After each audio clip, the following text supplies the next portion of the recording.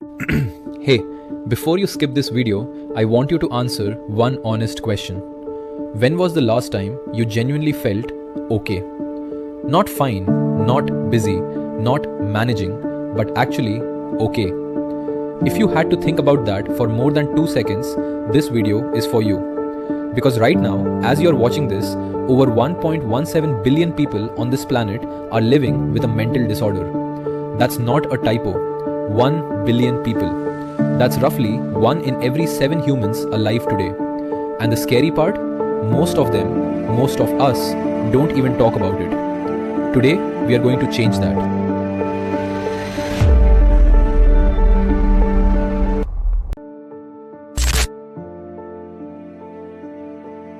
Back in 1990, roughly 599 million people worldwide had a mental disorder. That number sounds big, right? Well, by 2023, that number had nearly doubled to 1.17 billion. But here's what really shook the world: COVID-19. In just 1 year, 2020, the pandemic added 53 million new cases of depression and 76 million new cases of anxiety globally. In 1 year. Suddenly, mental health wasn't just a personal problem anymore. It became a full-blown public health emergency. And if you felt unusually anxious, sad, or exhausted during or after the pandemic, you weren't weak. You were part of a global wave that nobody was prepared for.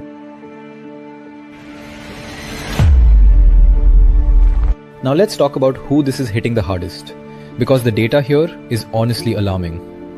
Young people.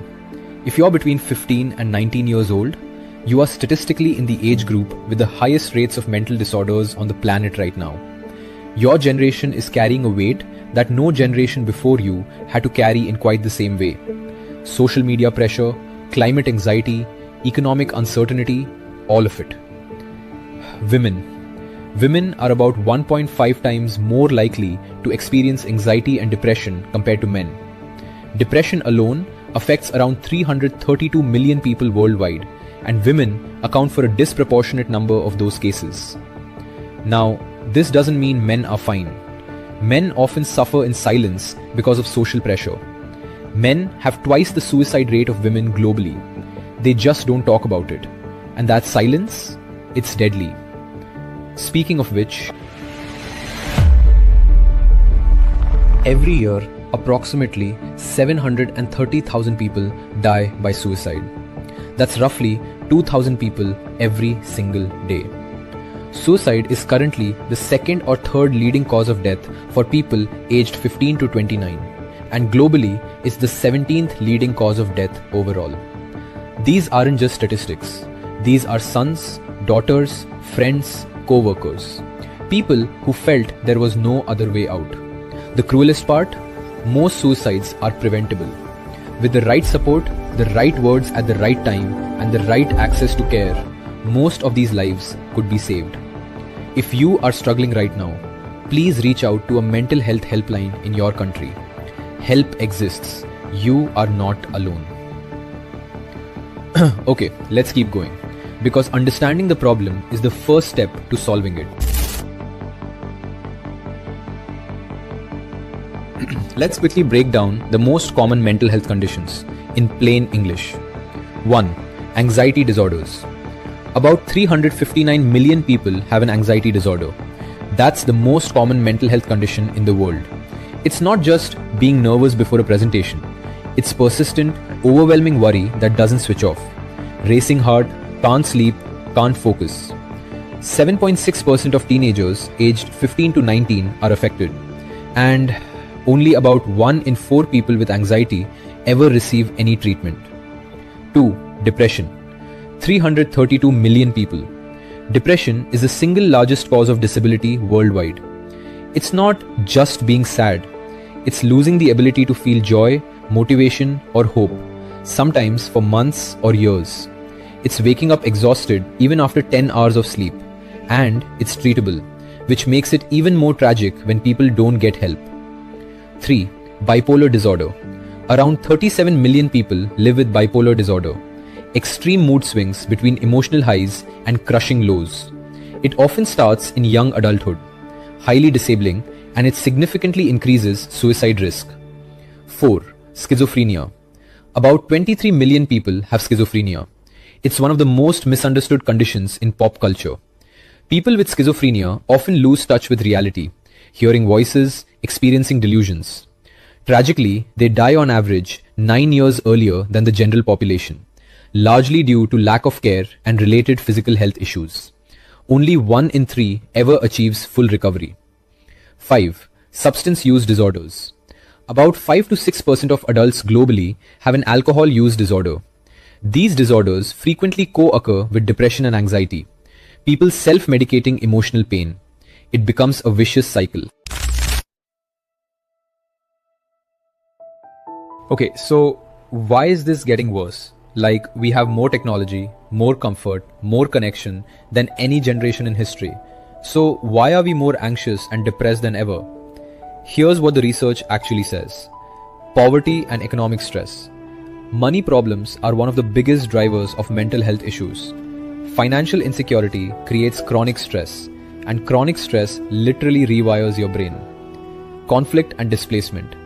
Refugees and displaced populations face dramatically higher rates of PTSD, anxiety, and depression. War doesn't just destroy buildings, it destroys minds. Discrimination and social exclusion. LGBTQ+ individuals, ethnic minorities, and indigenous populations face elevated mental health risks, not because of who they are, but because of how the world treats them. Trauma and adverse childhood experiences. What happens to you as a kid doesn't stay in childhood, it follows you. Abuse, neglect, instability. These create psychological wounds that, without treatment, can last a lifetime. And yes, social media and screen time. The research here is still evolving, but early evidence links excessive social media use, cyberbullying, and algorithmic exposure to harmful content to rising rates of anxiety and depression, especially in teens. We are not broken. We are responding to a broken world.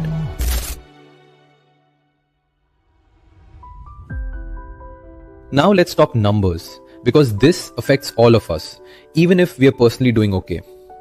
Depression and anxiety alone cost the global economy an estimated $1 trillion every single year in lost productivity. $1 trillion. That's not healthcare costs. That's just people being too depressed or anxious to work at full capacity. Mental disorders are now the 5th leading cause of overall disease burden globally. They are the leading cause of disability worldwide, responsible for 1 in every 6 years of healthy life lost. And what do governments spend on mental health? On average, 2% of health budgets. 2% for the leading cause of disability on earth. This isn't a personal failure. This is a policy failure.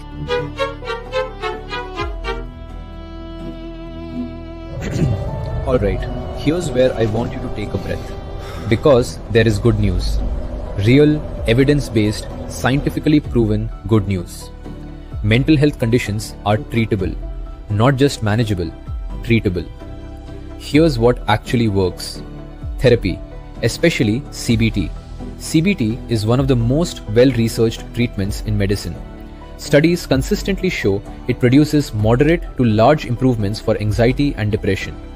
It teaches you to identify and change the thought patterns that keep you stuck. It works. If you've never tried it, it's worth knowing it exists. Medication. Antidepressants, antipsychotics, mood stabilizers. When used correctly and under medical supervision, these are life-changing for millions of people. Not a crutch, not a weakness. Medicine for a medical condition. Community and peer support. This is huge, especially in places without many professional resources. Training community health workers to deliver basic mental health support, a model used in India, Uganda, and Chile, has shown massive results. You don't always need a psychiatrist.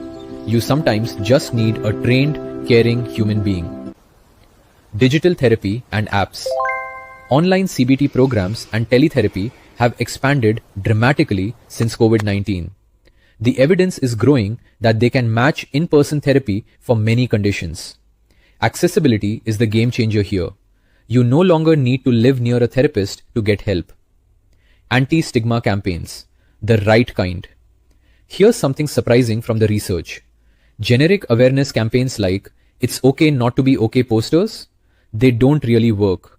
What does work is contact-based interventions. Real people with lived experience of mental illness sharing their stories. That's what actually changes minds and reduces stigma. Here's the thing though, we have the tools, we just don't use them enough. In high-income countries, up to 50% of people with severe mental illness still never receive treatment. In low-income countries, that gap jumps to over 75%. Think about that. In many parts of the world, if you have severe depression or schizophrenia, there is a 3 in 4 chance you will never receive any care whatsoever. Why? A combination of stigma. People are ashamed to seek help. Cost. Mental health care is expensive and often not covered. Shortage of professionals. In low-income countries, there is sometimes less than one psychiatrist per 100,000 people. Cultural barriers. In many cultures, mental health problems are seen as spiritual failures or personal weakness. Geography. Mental health services are concentrated in cities. This is the injustice at the heart of the mental health crisis. The people who need help the most are the least likely to get it.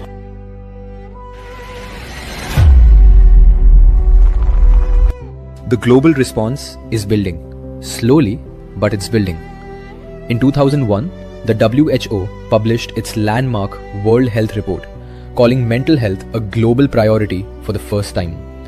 In 2008, WHO launched the MHGAP program, specifically designed to scale up mental health services in low-resource countries. In 2013, WHO member states adopted the Comprehensive Mental Health Action Plan, extended in 2019 all the way to 2030. In 2015, mental health was included in the UN's Sustainable Development Goals, SDG 3.4, making it an official global commitment.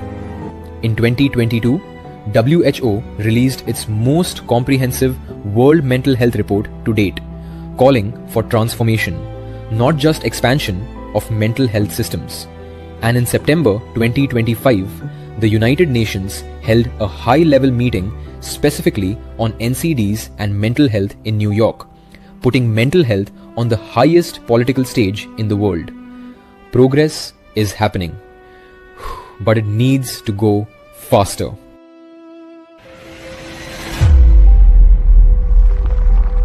So let's bring this home, because I don't want you to finish this video and feel hopeless.